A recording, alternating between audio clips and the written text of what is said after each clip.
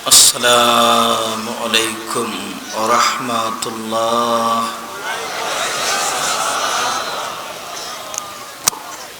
আলহামদুলিল্লাহি ওয়াহদা ওয়াসসালাতু ওয়াসসালামু আলা মান লা নাবিয়্যা বা'দা।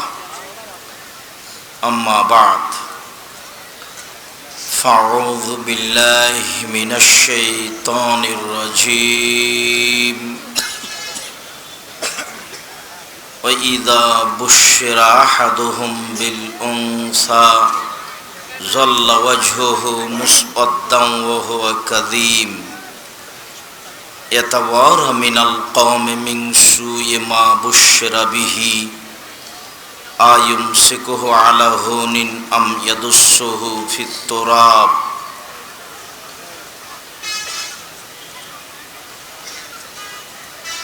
عن مغيرة بن شعبة رضي الله تعالى عنه قال قال رسول الله صلى الله عليه وسلم إن الله حرم العقوق الأمهات وأعد البنات ومنع وهات. رواه البخاري ومسلم. عن عبد الله بن مسعود رضي الله تعالى عنه قال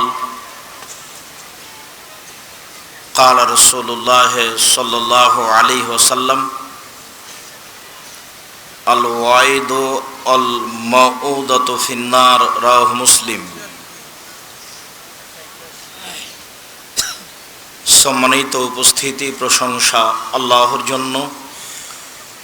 শান্তি অবতীর্ণ হোক আল্লাহর রাসূলের উপর সাল্লাল্লাহু আলাইহি ওয়াসাল্লাম। আজকের দিনী বৈঠকে সংক্ষিপ্ত সময়ে বক্তব্যের বিষয় নারীদের মর্যাদা ও অধিকার।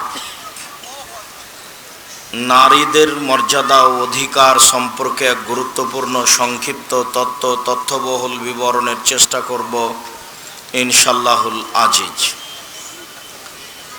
সম্মানিত উপস্থিতি, নারীদের সম্মান মর্যাদা জাহেলিয়াতের যুগে, বন্যতার যুগে, বর্বরতার যুগে দেওয়া হয়নি।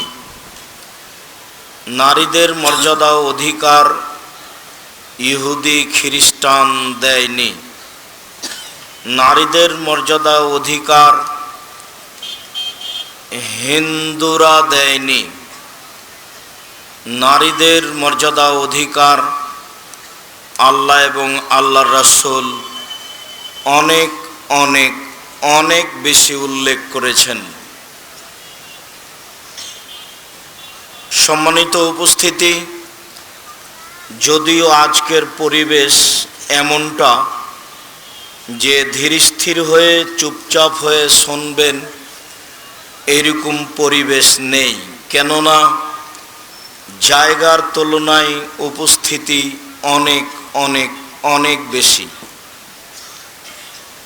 হয়তোবা ২০-৩০ হাজার মানুষের ব্যবস্থা করেছেন, মানুষ উপস্থিত হয়ে গেছে প্রায় লক্ষের বেশি বা ওইরকম। সেখানে কিভাবে সামলাতে পারেন? এরপরেও আমরা আপনাদেরকে অনুরোধ জানাবো যে যেখানে আছেন আপনাদের চলাচল বন্ধ করে, কথাবার্তা বন্ধ করে, আমাকে দেখতে পান আর না পান, কিছু সময় গুরুত্ব সহকারে কথা শুনবেন বলে আশাবাদী। আব্দুল্লাহ বক্তব্য দিলে আমিও খুব শোনার চেষ্টা করি। অনেক সময় অনেক আমার অজানা কথা বের হয়ে আসে। মৌলানা রেজাউল্লাহ চাঁপাইনবাবগঞ্জ রাজশাহী একজন সুদক্ষ, সুযোগ্য, সুপণ্ডিত, পরহেজগার মানুষ ছিলেন। একদিন আমার সভাপতি ছিলেন।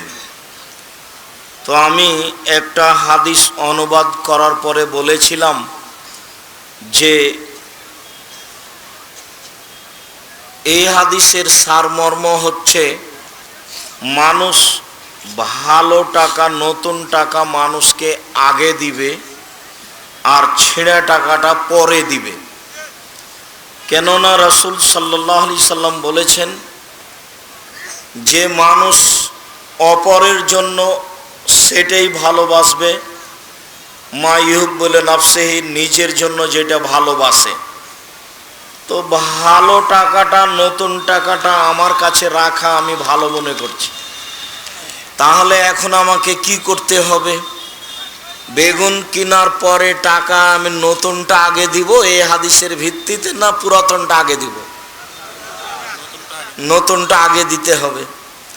তা আমি বললাম যে নতুনটা আগে দিতে হবে, এইটা ঈমান। যদি আগে না দিই, পুরাতনটা আগে দিই, তাহলে বুঝতে হবে ঈমান পূর্ণ নয়। তো উনি বক্তব্য শেষে দাঁড়িয়ে বললেন, আব্দুর রাজ্জাক, হাদিসের সারমর্ম এটাই, তবে আমি বুঝতে পারিনি। অথচ খুব জ্ঞানীগুণী সুপণ্ডিত মানুষ, যার সামনে দাঁড়ানো সহজ নয়, এরকম মানুষ ছিলেন মাওলানা রেজাউল্লাহ। জ্ঞানীগুণী পরহেজগার মানুষ, আল্লাহ তাকে মাফ করুক, জান্নাতবাসী করুক, কবরের শাস্তি মাফ করুক। রমজান মাসে জুমার দিনে মারা গেছিলেন। একে তো রমজান মাস দয়া রহমতের মাস, দ্বিতীয়ত জুমার দিনে মারা গেলে কবরের শাস্তি হয় না। জুমার দিনে মারা গেলে কবরের শাস্তি হয় না। সূরা মুলক 30 আয়াত বিশিষ্ট একটি সূরা, সূরা মুলক। এই সূরা নিয়মিত রাতে পড়লে কবরের শাস্তি হয় না। কেউ যদি শহীদ হয়ে মারা যায়, তাহলে তারও কবরের শাস্তি হয় না। সম্মানিত দিনী ভাই বোন, সেদিন ছিল জুমার দিন, রমজান মাস। আমরা বলা বলি করছিলাম, সব মিলে যা বুঝলাম তাতে কবরের শাস্তি হবে না, এটাই বুঝছি, আল্লাহু আলাম। তো আব্দুল্লাহ যেভাবে বলছিল তাতে আমরাও চাচ্ছিলাম যে এসব গুরুত্বপূর্ণ কথাগুলি আমাদের সামনে স্পষ্ট হওয়া উচিত আরও। যদিও হয়তো বা আমার বিষয়টি বারবার আসার কারণে অনেকের মনে জাগতে পারে যে তাহলে কি আব্দুল্লাহ তার পিতার বিষয়টি, তার পিতাকে আসলে মূল্যায়ন করছেন, বা লোক যেন কিছু না বলে এইটা বলতে চাচ্ছে? তা নয়। এক পর্যায়ে হয়তোবা বলেছে যে বিষয়গুলি নিয়ে আমি এলমি আলোচনা করতে চাই। পৃথিবীর যে কোনো মানুষ আমার সাথে এলমি আলোচনা করলে তার সাথে আমি আলোচনা, বাহাস, মুবাহাসা, মোনাজারা, প্রতিবাদ যে কোনোভাবে আমি প্রস্তুত আছি, বাংলা, ইংরেজি, আরবি, উর্দু। তো তাতে বোঝা যাচ্ছিল যে মনে হচ্ছিল কথাগুলি আসলেই চূড়ান্ত। তবে আমি কোনোদিন আমার জীবনে অস্পষ্ট করে কথা বলেছি তা আমার জানা নেই। আমি কোনোদিন জাতিকে ফাঁকি দিয়ে কথা বলেছি তা আমার জানা নেই। জাতিকে ধর্মের ব্যাপারে সন্দেহের মধ্যে ফেলবো এইভাবে কোনোদিন কথা বলেছি তা আমার জানা নেই। বরং আমি এই বিষয়ে আরও কঠিন করে বলেছি যে 3 ফুট দূরে যদি দাঁড়ানো জায়েজ প্রমাণ করতে হয়, তাহলে মুহাম্মদ সাল্লাল্লাহু আলাইহি সাল্লামকে আবার দুনিয়াতে আসতে হবে। দুনিয়াতে এসে বলতে হবে, পৃথিবীবাসী, আমি মুহাম্মদ সাল্লাল্লাহু আলাইহি সাল্লাম বলছি, এখন তোমরা 3 ফুট দূরে দূরে দাঁড়াতে পারো। যেহেতু তিনি আর কোনোদিন কিয়ামত পর্যন্ত আসবেন না, কাজে 3 ফুট দূরে দাঁড়ানো আর বৈধ হবে না। এখন কাবা ঘর কেন, মসজিদে নববী কেন, আলেম ওলামা কেন, আজ থেকে নিয়ে কিয়ামত পর্যন্ত সবাই যদি 3 ফুট দূরে দাঁড়ায়, আর কাবা ঘরে 3 ফুট দাঁড়ানো আরম্ভ হয়ে যায় কিয়ামত পর্যন্ত, তবু এর বৈধতা আসবে না, যেহেতু মুহাম্মদ সাল্লাল্লাহু আলাইহি সাল্লাম আর কোনোদিন আসবেন না। আর মানুষ এত তাড়াতাড়ি ইমান বিক্রি করারই কি কারণ? শুলিও হয়নি, ফাঁসিও হয়নি, 3 ফুট দূরে দূরে দাঁড়াতে হবে কেন? কেই বা বলল? আর কেনই বা এমন হলো? রাসূল সাল্লাল্লাহু আলাইহি সাল্লাম বলেন, সকালে যারা ইমানদার বিকালে তারা কাফের। রাতে রাতে কি হলো যে কাফের হয়ে গেল? সকালে যারা ইমানদার বিকালে তারা কাফের, বিকালে যারা ইমানদার সকালে তারা কাফের। হাদিসগুলি সব বুখারী মুসলিম। ঘটনা এইরকমই হতে পারে। ইংরেজদের যুগে 190 বছরে ভারত, বাংলাদেশ, পাকিস্তানে হাজারো লক্ষ আলেমের ফাঁসি হয়েছে, সুলি হয়েছে, তবুও তারা শরীয়তের মাপকাঠি থেকে ফিরে আসেনি, নিচে আসেনি। রাসূল সাল্লাল্লাহু আলাইহি সাল্লামের সামনে যখন সাহাবীগণ বালা মুসিবত বিপদের কথা বলেছেন, তখন তিনি স্বাভাবিক বসেছিলেন। এইভাবে উঠে বলছেন, হ্যাঁ তোমাদের উপরে কি বালা মুসিবত এসেছে, তোমরা এমনটা হয়ে গেলে? আগে যারা ছিল তাদের লোহার চিরুনি দিয়ে মাথায় চেড়ে ছাল চামড়া তুলে নিত। এরপরেও তারা তাদের নীতি থেকে পরিবর্তন হয়নি, সরেনি, ধৈর্যের পরিচয় দিয়ে থেকেছে। তার জাজল্য প্রমাণ অনেক। তার একটি প্রমাণ সূরা বুরুজ। মানুষকে আগুনে জ্বালিয়ে দেওয়া হচ্ছে, আর সবাই মিলে চেয়ারে বসে জ্বলে যাওয়া লক্ষ্য করছে, উপভোগ করছে কিভাবে তারা জ্বলে যাচ্ছে, আর সবাই হাসতে হাসতে একজন আর একজনের গায়ে লুটিয়ে পড়ছে। তবুও তারা ইমান থেকে ফিরে আসেনি সরিষা সমপরিমাণ। কিভাবে কি হয়ে গেল? হুজুর ফতোয়া দিয়ে দিলেন যে এই দেখেন আল্লাহর নবী মুখে হাত দেওয়ার কথা বলেছেন, হাই তুললে আল্লাহর নবী হাত দিতেন মুখে। আরে হাই তোলার হাদিস কিভাবে সলাতের মধ্যে ঢুকে গেল? অবাক কথা। বক্তব্যে বলছেন, আরে জুমার খুতবায় মিম্বারে উঠে হুজুর বলছেন যে হাত মুখে দেওয়া যাবে সলাতের সময়। কেন? আল্লাহর নবী হাই উঠলে মুখে হাত দিয়েছে। এত তাড়াতাড়ি পরিবর্তন হওয়া লাগবে না, সময় আরো আছে সামনে, যাতে পৃথিবীতে ঈমান পরীক্ষার ব্যাপারে জটিলতা আসতে পারে, আসাই স্বাভাবিক। সম্মানিত দিনী ভাই বোন, হিন্দুরা মহিলাদের দাম দেয়নি, ইহুদি খ্রিস্টান দেয়নি, জাহেলিয়াতের যুগে দেয়নি। জাহেলিয়াতের যুগে, বন্যতার যুগে, বর্বরতার যুগে নারীদের দাম দেওয়া হয়নি। মর্মে একটি বিবরণ আপনাদের সামনে নকশা হিসেবে পেশ করছি। আল্লাহ তাআলা বলেন, ওয়া ইযা বুশশিরা আহাদুহুম বিল উনসা যাল্লা ওয়াজহুহু মুসআদ্দান ওয়া হুয়া কাযিম। জাহেলিয়াতের যুগে পরিস্থিতি এই ছিল যে যখন কোনো মেয়ের পিতাকে বলা হতো তোমার মেয়ে জন্ম নিয়েছে, তখন পিতার মুখ কালো হয়ে যেত, যেন সে বিষ পান করেছে। বিষ পান করলে যেমন আকার আকৃতি পরিবর্তন হয়ে যায়, মেয়ে জন্মের খবর শুনে বাপের আকার আকৃতি পরিবর্তন হয়ে যেত, মুখ বিবর্ণ হয়ে যেত। ইয়াতাওয়ারা মিনাল কওমি মিন সুই মা বুশশিরা বিহি। মানুষ সমাজ থেকে লুকিয়ে থাকতো, দোকানপাটে যেত না, রাস্তাঘাটে যেত না, হাটে বাজারে যেত না, এই লজ্জায় যে তার মেয়ে সন্তান জন্ম নিয়েছে।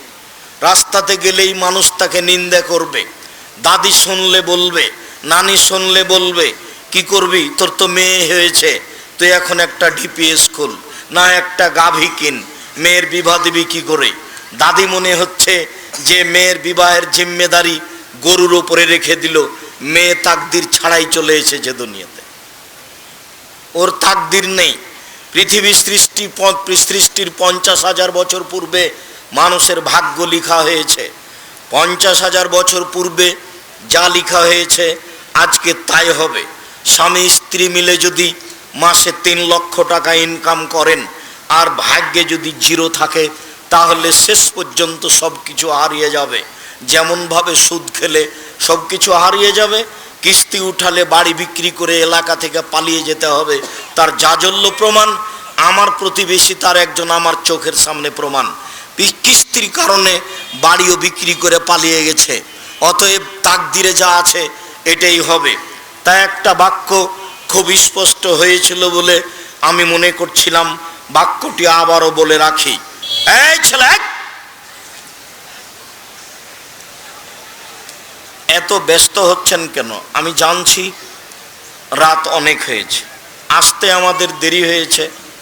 কওমি মাদ্রাসা, যাকে বলি আমরা দারসে নেজামি কওমি খারেজি মাদ্রাসা, জনগণের সহযোগিতাই চলে।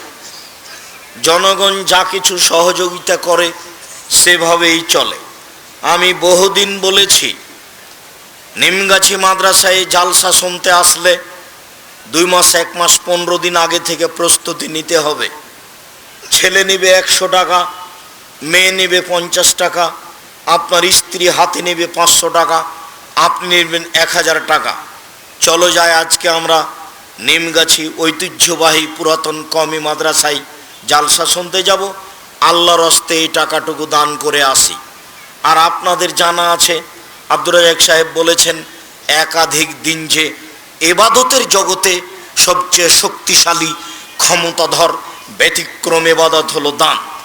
দানের মতো শক্তিশালী এবাদত পৃথিবীর মাটিতে নেই। দানই এমন একটা এবাদত যে দান আল্লাহকে, আল্লাহর রাগ ত্যাগ তিতিক্ষা গোস্বাকে মিটিয়ে দিতে পারে। দানই এমন একটা ক্ষমতাধর এবাদত যে কবরের শাস্তিকে বন্ধ করে দিতে পারে। দানই একটা ক্ষমতাধর শক্তিশালী এবাদত যে মানুষের পাপকে মিটিয়ে দিতে পারে, পানি যেমন আগুনকে নিভিয়ে দিতে পারে। দানই এমন একটা শক্তিশালী এবাদত যেটা বিচারের মাঠে আপনার উপরে ছায়া হিসেবে থাকবে যতদিন পর্যন্ত আপনার বিচার শেষ না হবে। এবাদতের জগতে এমন কোনো এবাদত নেই যে এত কিছু করতে পারে।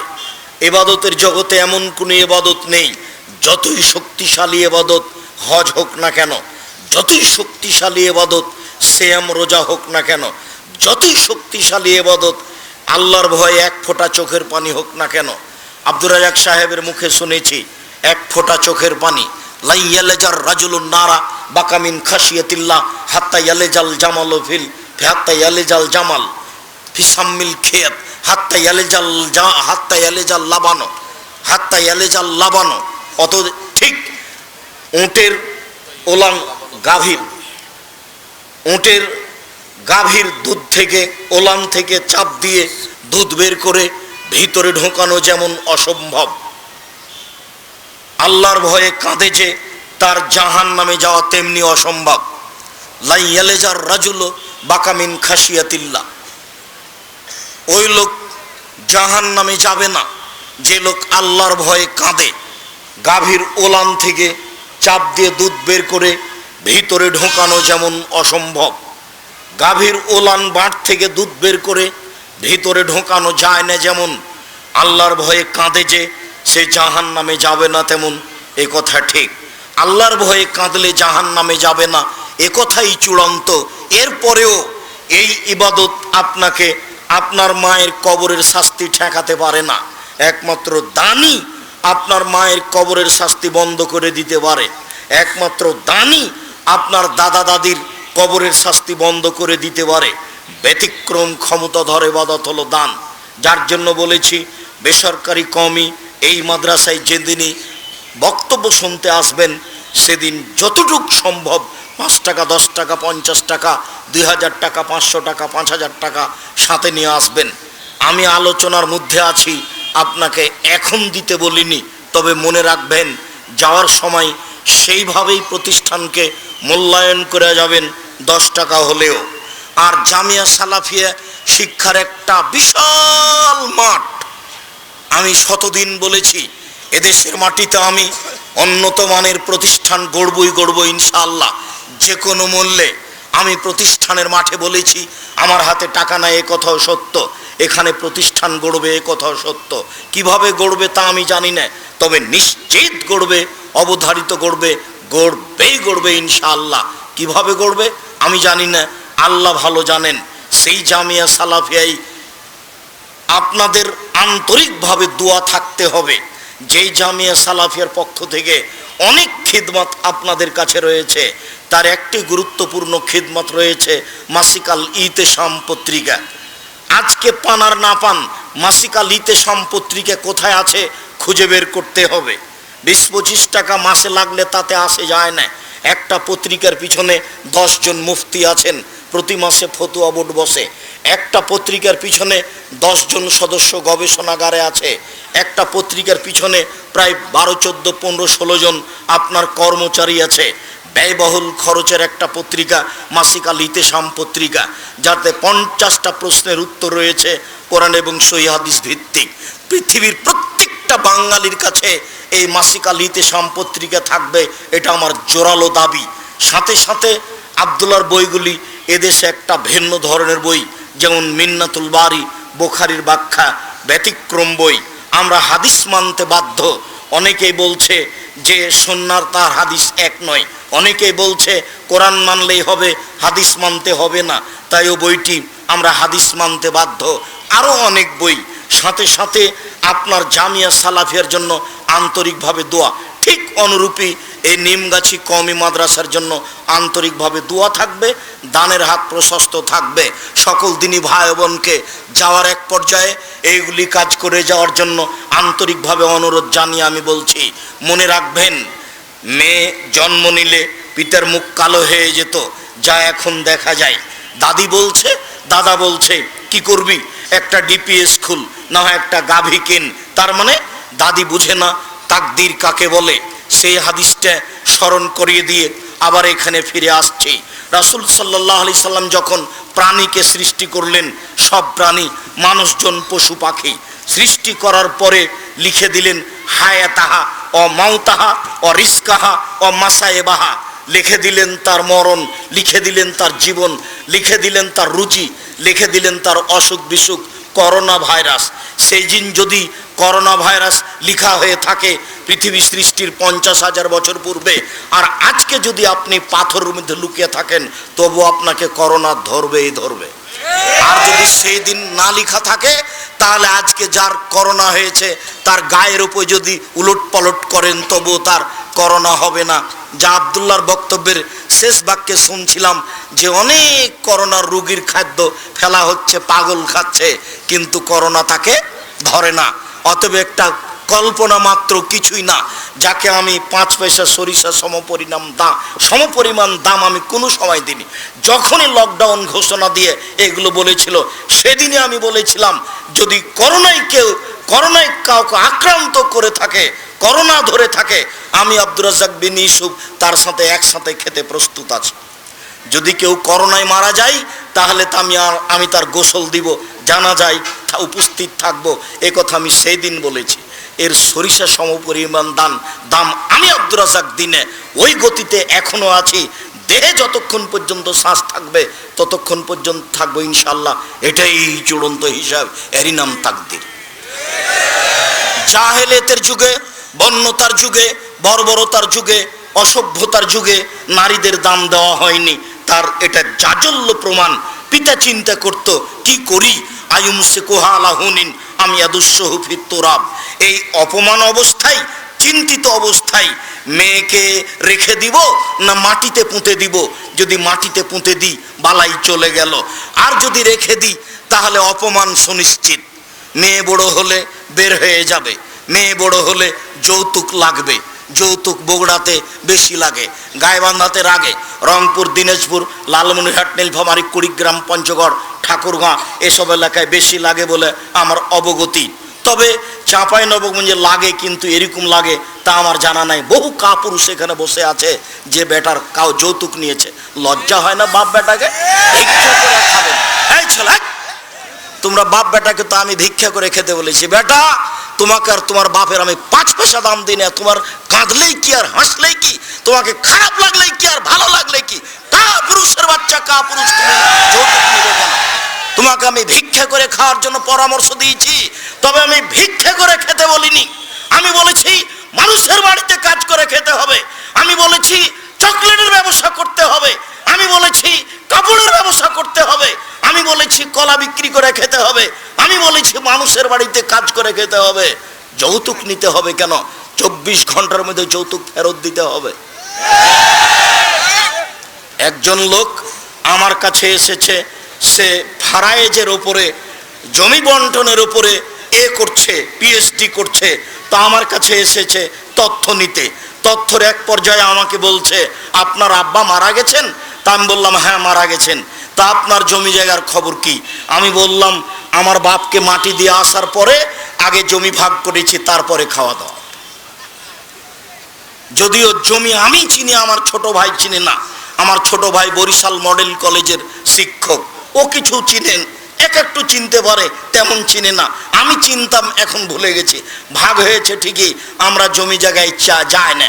আমার বোনের স্বামীরাই জমি চাষ করে, ওরাই কিভাবে দেখাশোনা করে, ওর ভুরক্ষেপও করি না। এই ছেলেই, তোমাকে আমি বলিনি তোমার দাদা মারা গেছে 10 বছর হলো, তোমার বাপ এখনো ওই জমি খাচ্ছে? তোমাকে বলেছি যে তোমার দাদা মারা গেছে 10 বছর হলো, তোমার বাপ জমি সকলে নিবে, সকালে নিবে, আর তোমার ফুফু বিকালে নিবে, এরকম না, একসাথে নিবে, একসাথে নিবে। এই বগুড়ার নোংরা নীতি, এই রংপুর গায়েবান্ধা লালমনিরহাট নীলভবনীতির নোংরা ন্যাক্কারজনক জঘন্য নীতি।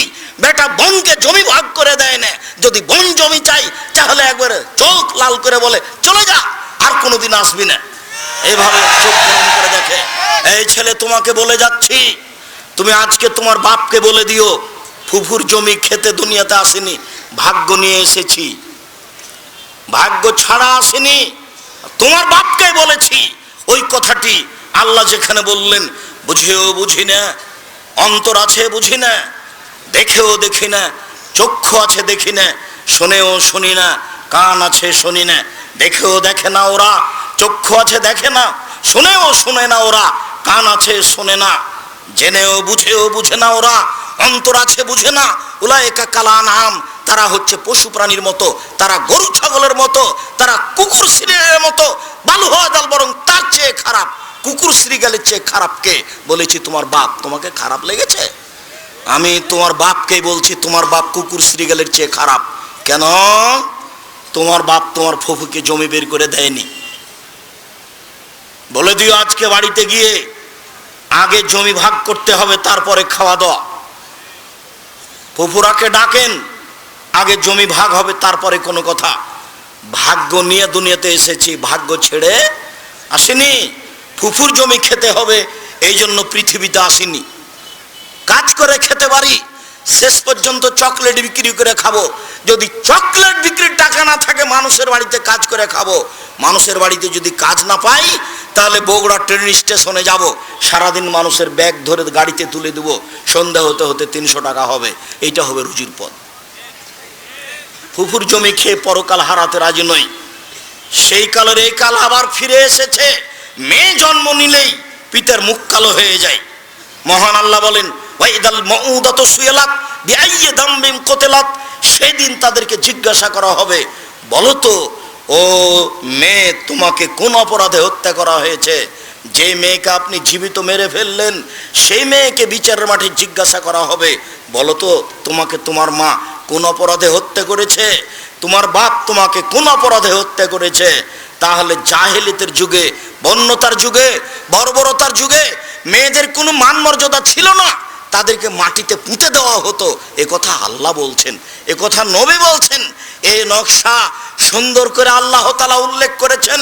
মেয়েদেরকে মাটিতে পুঁতে দেওয়ার বিষয়টি, বিবরণটি এইভাবে এসেছে। আগে বাপ গিয়ে মাঠে গর্ত খুঁড়ে এসেছে, এরপরে বাপ মাকে বলেছে যে তোমার মেয়েকে সুন্দর করে সাজিয়ে দাও। মা মেয়েকে সুন্দরী করে সাজিয়ে দিয়েছেন। এবারে সাজানো গোছানো সুন্দর মেয়েকে নিয়ে গিয়ে সুন্দরী মেয়েটাকে গর্তের পাশে দাঁড় করিয়ে বলছে, আম্মু নিচের দিকে দেখো তো আম্মু। তখন ওই মেয়ে নিচের দিকে লক্ষ্য করেছে, যেমনই বেখিয়াল মাসুম নিষ্পাপ মেয়ে গর্তের দিকে লক্ষ্য করেছে, বাপ পিছন দিক থেকে ধাক্কা মেরে ফেলে দিয়েছে। এবার ফেলে দিয়ে দুদিক থেকে মাটি চাপা দিতে শুরু করেছে, আব্বা আমাকে বাঁচান, আব্বু আমাকে বাঁচান, আব্বু আমাকে বাঁচান। ওই অবস্থায় মেয়েকে মাটিতে পুঁতে দিয়েছে। আপনি কি মনে করছেন যে সেই লোকের মেয়ের উপরে মহব্বত ভালোবাসা ছিল না? ভালোবাসা নিশ্চিত ছিল। পরিস্থিতি এত জটিল, পরিস্থিতি এত কঠিন যে মেয়েকে ভালোবাসার মতো কোনো পরিস্থিতি ছিল না। তারই গায়ের রক্তে মাংসের মেয়ে, কোথায় ঠিক? ওই মেয়েকে লক্ষবার চুমা দিবে, এ কথাই ঠিক। ওর মা তাকে আদর যত্ন করে মানুষ করেছে, এ কথাই ঠিক। তার মা জানে মেয়েকে নিয়ে গিয়ে মাটিতে পুঁতে দিবে, এ কথাও ঠিক। এরপরেও কেউ পরিস্থিতির কারণে রক্ষা করতে পারে না। সামান্য পরিস্থিতিতে মা মরে যাচ্ছে, করোনা ভাইরাসে বেটা মায়ের গায়ে হাত লাগায় না, সামান্য পরিস্থিতিতেই। তাই সেটাই মানুষ গ্রহণ করে নেবে এত সহজে।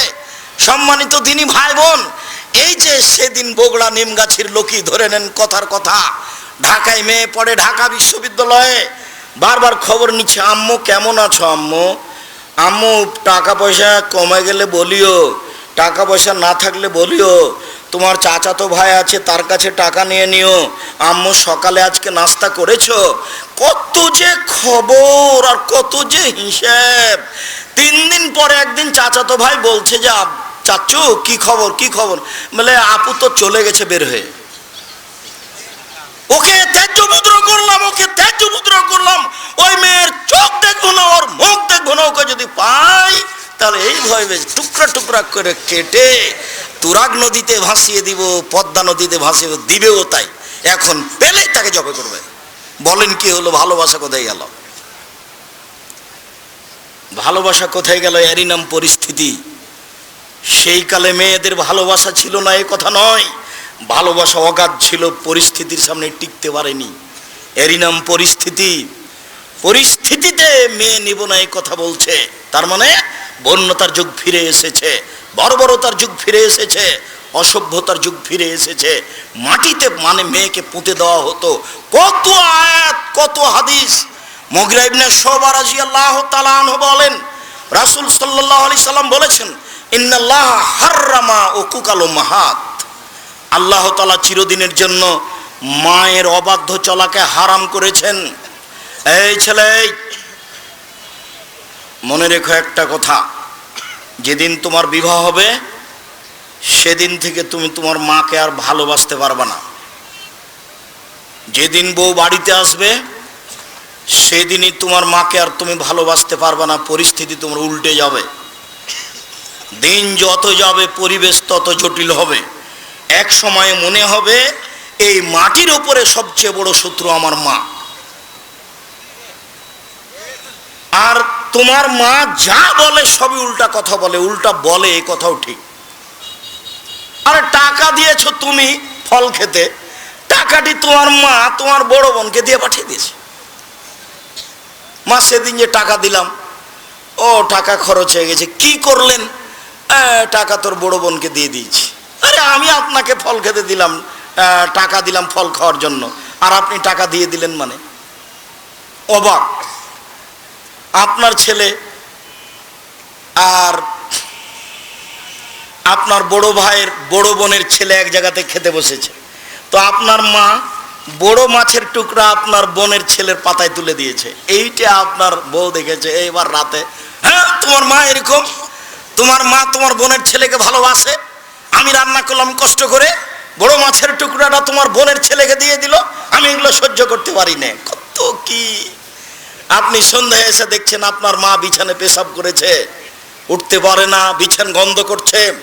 আপনি বলছেন, হ্যাঁ তুমি আমার মায়ের বিছানা পরিষ্কার করনি, আমার মায়ের চাদরটা ধুয়ে দাওনি।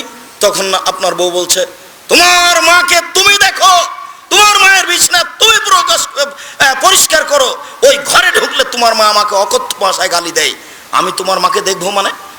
আপনার মা অকথ্য ভাষায় গালি দেয়, এ কথাও ঠিক। নেন এবার কি করবেন?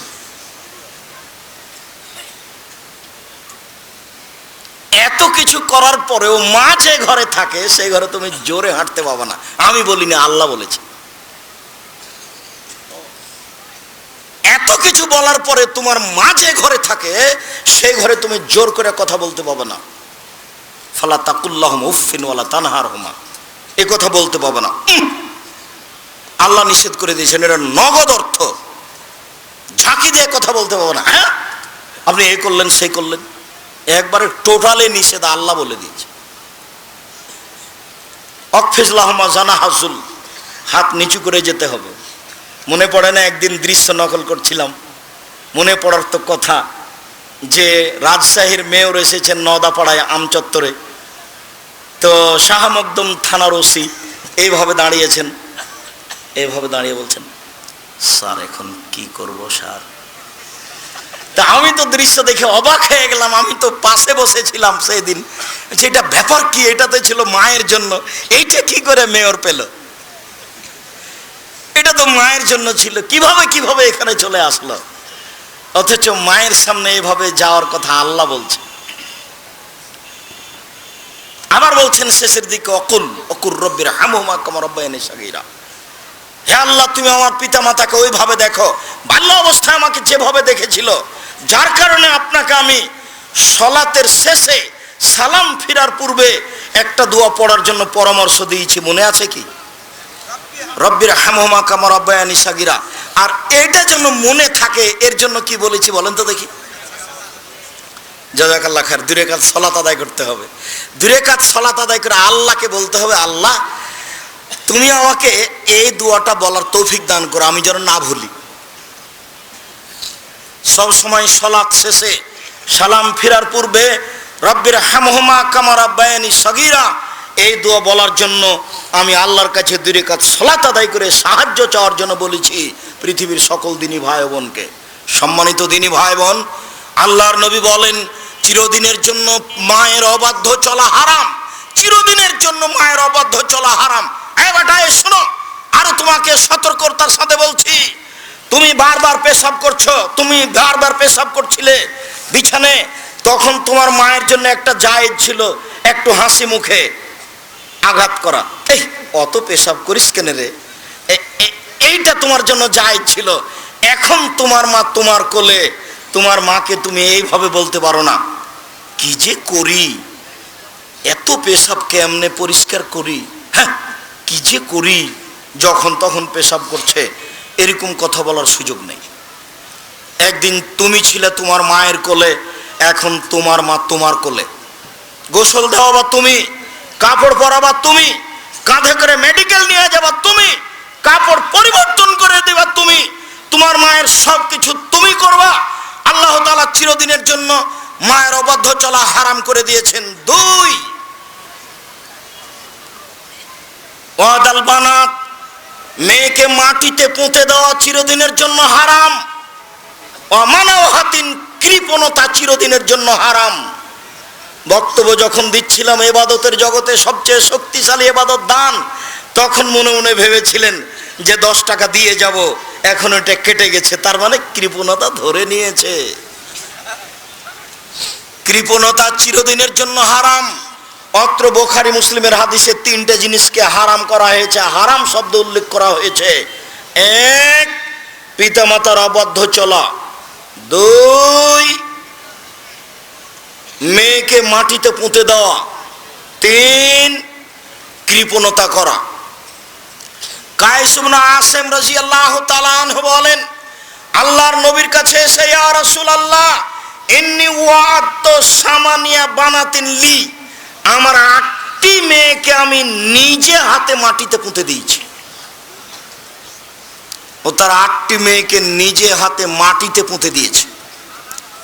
সম্মানিত দিনী ভাই বোন, বিবরণে বোঝা যায় জাহেলিয়াতের যুগে মেয়েদেরকে মাটিতে পুঁতে দেওয়া হতো। সংক্ষিপ্ত বিবরণে মেয়েদেরকে সমাজে দাম দেওয়া হতো না। হিন্দুরা মেয়েদের সমাজে দাম দেয় না, আজও হিন্দুরা মেয়েকে জমি দেয় না। বোকা শ্রেণীর কিছু মহিলা আপত্তি তুলেছে, মেয়ে পাবে 1 ভাগ আর ছেলে পাবে 2 ভাগ। এটা তো আমাদের সাথে অন্যায় হয়েছে। ও তো আসলে বুঝতে পারেনি আমার কেন 1 ভাগ, ভাইয়ের কেন 2 ভাগ। আরে শোনো শোনো, তোমার হলো 1 ভাগ আর তোমার স্বামীর হলো 2 ভাগ, এখন হলো 3 ভাগ। দেখো ঠিকই আছে, তোমার ভাইয়ের হলো 2 ভাগ আর তোমার ভাবির হলো 1 ভাগ, দেখো এখন ঠিকই আছে। বুঝা যায়নি মনে হয়। আরো জরুরি কথা যে তোমার বাপ মারা গেছে, তোমার বাপের যত বন্ধু বান্ধব আত্মীয় স্বজন ছিল এখন সব তোমার ভাইয়ের বাড়িতে আসবে, কেউ যাবে না তোমার বাড়িতে। তাহলে তোমার বাপের উত্তরাধিকারের হিসাবে খরচ তোমার বেশি না তোমার ভাইয়ের বেশি? ভাইয়ের বেশি আবারও শুনে রেখো, কোনো কারণবশত যদি তোমার তালাক হয়ে যায় বা স্বামী মারা যায়, তাহলে তুমি এই বাসা থেকে ব্যাক করে ফিরে কোথায় যাবা? ভাইয়ের বাসায় যাবা। তাহলে তোমার ভাইয়ের জমি জায়গা কম হতে হবে না বেশি হতে হবে? আল্লাহ 3 ভাগের 1 ভাগ মেয়েকে দিয়েছেন, 2 ভাগ ছেলেকে দিয়েছেন, এটা অন্যায় নয়। হিন্দুরা মেয়েদেরকে কিছুই দেয়নি, আজও দেয়নি। সতীদাহ তো বহু দূরের কথা, স্বামীর সাথে জীবন্ত জ্বলে যেতে হবে আগুনে, এটা তো ভাবাই যায় না। আজও বহু প্রথা আছে হিন্দুদের মাঝে, যদি স্বামী মারা যায় তাহলে তাকে একটা নির্ধারিত গাছের নিচে নিয়ে গিয়ে যেমন ভাবে পাঁঠাকে বলি দেওয়া হয়, তেমন ভাবে মেয়েকে জীবিত হত্যা করা হয় এখন হিন্দুদের কাছে। আর ইহুদি খ্রিস্টানদের কাছে মেয়েদের কোনো দাম নেই। ইহুদি খ্রিস্টানেরা আজও ওই মেয়েকে বাড়িতে রেখে দিতে পারে, ওই মেয়ের বিবাহ দেওয়ার প্রয়োজন নেই। আজও তার জমি জায়গা দিতে হবে, এটা তারা হিসাব করেনি। আজও তাদের নীতি আছে যে মেয়ে মানুষ, মানুষ কি প্রাণী আছে তার ভিতর, প্রাণ আছে কি না, ও মানুষ কি না এটাই সন্দেহ। ইহুদি খ্রিস্টানদের এইটা হিসাব, যার কারণে তাদের বিবাহ শাদী নেই। তারা মহিলাদের 5 পয়সা দাম দেয় না। সম্মানিত দিনী ভাই বোন, মহান আল্লাহ নারীদের অনেক মর্যাদা উল্লেখ করেছেন। যে যেখানে আছেন অল্প সময় খেয়াল করবেন, আমি আপনাকে কয়েকটি আয়াত, কয়েকটি হাদিস পেশ করে নারীদের মর্যাদা উল্লেখ করছি। এই ছেলে, কিছুক্ষণ অপেক্ষা করো। আপনারা যে যেখানে আছেন কিছুক্ষণ সময় কষ্ট করে হলেও দাঁড়িয়ে থাকবেন। আমাকে দেখতে পান আর না পান, চিরদিন এই গতি আসবে না। আর আমি বছরে 5টা 7টা জালসায় আপনাদের বগুড়ায় আসব, এই নীতিও বন্ধ করেছি। সম্ভবপর চেষ্টা চালিয়ে যাব একদিন একটা জেলায় যাওয়ার, সেই গতিতে প্রোগ্রাম করতে আমি আর চাচ্ছি না। যেই গতিতে একদিন ছিলাম, বগুড়া থেকে জালসুখা থেকে পায়ে হেঁটে নাংলু চলে যাব, এটাই ছিল আমার কাছে স্বাভাবিক ব্যাপার। পায়ে হেঁটে চলে যাব আরও কোন কোন পথ, সারা বগুড়ার প্রত্যেকটা গ্রামে, প্রায় গ্রামে আমার ঘোরা আছে, জানা আছে। বগুড়ার প্রতিটা পরিবারের সাথে আমি মিশে আছি। বক্তব্যের সূচনা, যারা সূচনায় ছিলেন তারা আজও অনেকে আছেন। সূচনায় থাকার একজন চলে গেছেন দুনিয়া থেকে, সেটা হচ্ছে ব্রিকুষ্টিয়ার আনসার মাস্টার। আনসার মাস্টারের জন্য দোয়া করি, আল্লাহ তার কবরকে প্রশস্ত করুক, কবরকে আলোকিত করুক, আল্লাহ তাকে মাফ করুক। আপনার নাংলুর ওবায়দুর মাস্টারও যারা খুব সাথে থাকতেন তার মধ্যেকার। আর আপনার এই বাগবাড়ি নসিপুরের গোলাম রব্বানির কয়েক ভাই তো আছেই, তারা তো সব সময় থাকতেন। আর আরও আপনার গাবতলির অনেকেই, বগুড়ার প্রত্যেকটা গ্রামের সাথে আমি খুব মিশে আছি। সেই ভালোবাসায় এসেছেন, তাই আমাকে দেখতে পান আর না পান, যে যেখানে আছেন দিনী ভাই বোন, এক পায়ে দাঁড়িয়ে থাকবেন এক খেয়ালে। আমি আপনাদের কিছু না কিছু উপকার করবই ইনশাআল্লাহ। আপনাকে আমি এতক্ষণ যা বলছিলাম সেই অংশ থেকে কিছু বলছি। নারীদের মর্যাদা আল্লাহ দিয়েছেন, এই মর্যাদা নারীকে রক্ষা করতে হবে। আল্লাহ তাআলা বলেন, ওয়াইদা বুশশিরা আহাদুহুম বিল উনসা, আল্লাহ তাআলা বলেন, ওয়াকারনা ফি বুয়ুতিকুন্না ওয়ালা তাবাররাজনা তাবাররুজাল জাহিলিয়াতিল উলা। হে মুসলিম মহিলা, তোমরা বাড়িতে থাকো। বন্যতার যুগে, বর্বরতার যুগে, অসভ্যতার যুগে নারীরা যেভাবে রাস্তাঘাটে চলতো সেইভাবে তোমরা চলো না। যতদিন পর্যন্ত নারী আল্লাহর এই আয়াতের মর্যাদাকে রক্ষা না করবে, ততদিন পর্যন্ত নারী তার মর্যাদাকে ফিরিয়ে পেতে পারে না। মহান আল্লাহ বলেন, ইয়া আইয়ুহান নবী, হে নবী আপনি বলুন আপনার মেয়েদেরকে, আপনার স্ত্রীদেরকে, যখন তারা বাড়ি থেকে বের হবে তখন তারা মুখে কাপড় দিয়ে বের হবে, বোরকা পরে চাদর গায়ে দিয়ে বের হবে। তারা যদি এইভাবে বের হয় তাহলেই তারা তাদের মর্যাদাকে রক্ষা করতে পারবে। সম্মানিত দিনী ভাই বোন, সাথে সাথে আরও 2-1টি হাদিস মহিলাদের মর্যাদা আল্লাহর নবী এত বেশি উল্লেখ করেছেন যা ভাবা যায় না। তার একটি, মহিলারা যদি 4টি কাজ করতে পারে তাহলে তাদের জন্য জান্নাতের সব দরজা খোলা। মহিলারা যদি 4টি কাজ করতে পারে তাহলে তাদের জান্নাতের সব দরজা খোলা। 1, 5 ওয়াক্ত সালাত আদায় করবে। 2, রমজান মাসের সিয়াম পালন করবে। 3, স্বামীকে মেনে চলবে। 4, জেনায় লিপ্ত হবে না। যদি এই 4টি কাজ করতে পারে জান্নাতের সব দরজা খোলা। সাথে সাথে আরও উল্লেখ্য যে কোনো মেয়ের যদি জেনা হয়েই যায় তাহলে সে যদি তওবা করে তাহলে অতীতে যত পাপ করেছে সব পাপকে আল্লাহ নেকিতে পূর্ণ করে দিবে।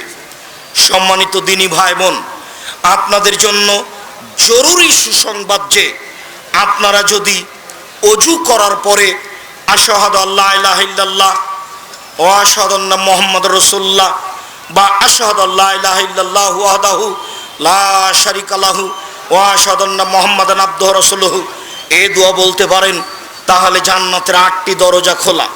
শুধু যে নারীদের জন্য এই বিশেষ মর্যাদা তা নয়, আপনাদের জন্য বিশেষ মর্যাদা রয়েছে। মর্মে নারীদের মর্যাদা অধিকার নিয়ে সংক্ষিপ্ত বিবরণের এই পর্যায়ে এসে বলছি। সম্মানিত দিনী ভাই বোন, আপনারা এই নিমগাছি মাদ্রাসাকে মূল্যায়ন করবেন। যার যতটুকু সম্ভব আপনারা যাওয়ার সময় দান করে যাবেন, কম হলেও বেশি হলেও। মধ্যে যেই কথাটা রেখেছি সেই কথাটা ছেড়ে যাবেন না। আর বইগুলি সব স্টেজে আছে, মিন্নাতুল বারি আছে, তাওজিহুল কোরআন আছে, আপনার আদর্শ নারী, আদর্শ পরিবার, কে বড় ক্ষতিগ্রস্ত, কে বড় লাভবান, সব বইগুলি স্টেজে আছে।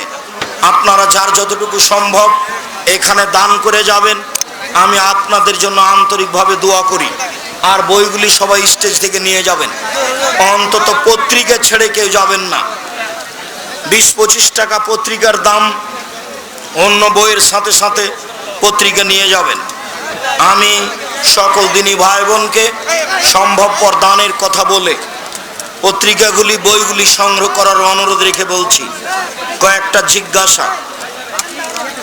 মেয়েদেরকে জমি ভাগ করে দেওয়ার সময় বাড়ির অংশ, ধানি জমির অংশ আলাদা আলাদা জায়গায় দিতে হবে নাকি সব জমি ধানি জমি দিলেও চলবে? আপোষে মিলে দেওয়া ভালো। ভিটা বাড়িতে তারা থাকবে না, মর্মে ধানি জমি আপোষ করে দেওয়াই ভালো হবে। ভিটা বাড়ি দেওয়ার চেয়ে ধানি জমি আপোষ করে দেওয়াই ভালো। কেউ প্রতিষ্ঠানকে ভুলে যাবেন না, কৃপণতা যেন আপনাকে না ধরে। 200 টাকা, 500 টাকা, 50 টাকা নিয়ে চলে গেলে রাস্তায় শেষ হয়ে যাবে। যাওয়ার সময় বেসরকারি কওমি মাদ্রাসা দিয়ে যাবেন। আর এই বইগুলি সংগ্রহ করবেন, ডান দিকে আছে। যারা সব বই সংগ্রহ করবেন তারা একটু পরে আসবেন। হুজুর, আজকে আমার জন্মদিন, আমি আজকে কি কি করতে পারবো? তুমি যা কিছু করবে সেটাই শিরক হবে। জন্মদিনের কোনো দাম নেই, মৃত্যুদিনের কোনো দাম নেই। বিবাহের সময় বর এবং বউয়ের পোশাক কেমন হবে? শালীন পোশাক হবে, সুন্দর ভালো মানের। তা মাথার মুকুট চলবে না, ওটাই হিন্দুদের নীতি। স্কুল বা কলেজের ক্রীড়া প্রতিযোগিতায় অংশগ্রহণ করা যাবে কি? বেহায়ারা পরিপূর্ণ আছে, না যাওয়াই ভালো। একজন মা তার স্বভাবগত কারণে তার ছেলে মেয়েদেরকে অভিশাপ দেয়। অভিশাপ দেওয়া জায়েজ নয়। যতবার মা এ কথা বলবে ততবার ফেরেশতা আমিন বলবেন। যার কারণে মায়ের উচিত মেয়ের ব্যাপারে ভালো কথা বলা, মন্দ কথা না বলা। আমি জেনারেল লাইনের 12 শ্রেণীর ছাত্র। আমি উর্দু ও ইংরেজি পারি এবং আরবি ভাষা শিখছি। আমি কি আপনাদের প্রতিষ্ঠান জামিয়া সালাফিয়াতে পড়ার যোগ্য পাবো, সুযোগ পাবো? যাও, সামনের শুক্রবারে ভর্তির তারিখ। জামিয়া সালাফিয়া ডাঙ্গিপাড়া পবা রাজশাহীর ভর্তির তারিখ সামনের শুক্রবার। জামিয়া সালাফিয়া রূপগঞ্জ নারায়ণগঞ্জ ঢাকা ভর্তির তারিখ সামনের শুক্রবার 1 জানুয়ারি। ব্যায়ামের মাধ্যমে শরীরকে পেশিবহুল শরীরে রূপান্তর করার অনুমতি কি? শরীর ভালো রাখার চেষ্টা করো, সমস্যা নেই। কোনো ব্যক্তি মারা যাবার 3 দিন পর সেই ব্যক্তির বাড়িতে ধোয়া পাগলা করা হয়, অর্থাৎ কাপড় চোপড় খার বাড়ি সহ বাড়িটি পরিষ্কার করা হয়। 3 দিন পরে করতে হবে, এটা হারাম, শিরক। কোনো এক সময় করতে হবে, সেটা ভালো।